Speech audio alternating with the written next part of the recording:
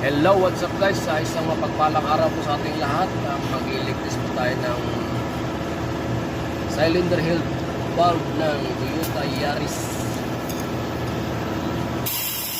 So ganito lang guys, kuha lang tayo ng tubig guys, or petrol or diesel. So lagyan nyo lang yung guys, yung chamber niya guys ng liquid. So buga-bugaan nyo lang ng hangin para makikita nyo kung saan talaga may leak. Kaya nito guys, kitang-kita yung ebidensya niya.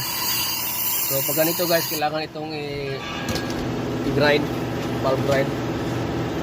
So dito kasi guys, hindi na tayo mahirapan mag-grind pa. Papadala na natin ito sa machine shop. Tapos sila nang bahala doon. Hindi na tayo mahirapan. Ang gagawin namin dito, so mag-assemble na lang. Wala na kahirap-hirap dito guys sa atin na tayo pang gagawa. Ganun kami kasama dito guys. At yun lang guys, napakasimple lang guys. Ganito